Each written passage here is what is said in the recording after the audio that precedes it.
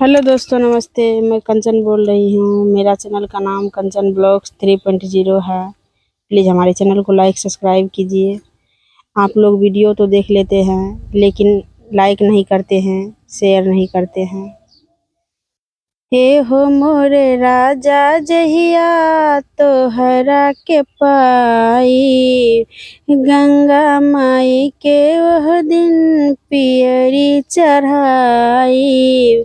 ए हो मोरे राजा जहिया तोहरा के पाई, गंगा माई के वह दिन पियरी चढ़ाई।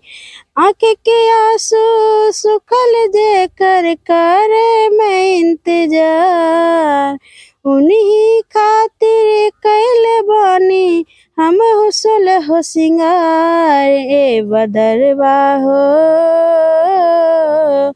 भींगे ना कजरब हमार, ए बदरवा हो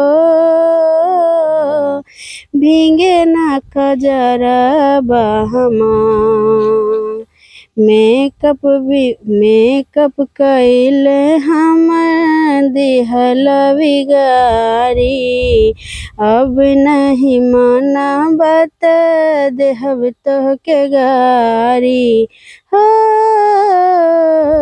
खुल गइल जुरासन के पूरबी बयरिया, सरिया सरक जाता भींगत कमरिया, सरिया सरक जाता भींगत कमरिया।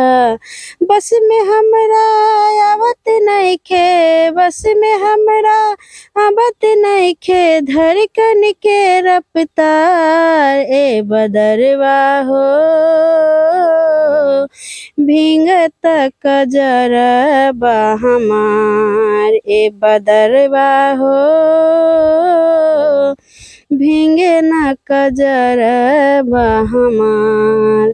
खाली ख्याल से ही खिल जाता मनमा, होई काए जान जहिया अइबा सवनमा।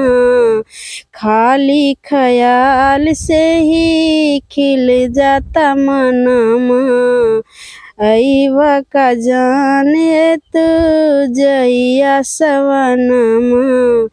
ए हो मोरे राजा जहिया तोहरा के पाई, गंगा माई के ओह दिन पियरी चढ़ाई।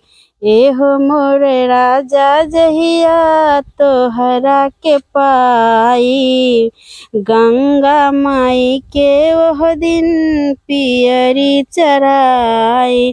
हित पवन पुरवैया बन के आ जाए सरकार, हित पवन पुरवैया बन के आ जाए सरकार। ए बदरवा हो भींगे ना कजरबा हमार, ए बदरवा हो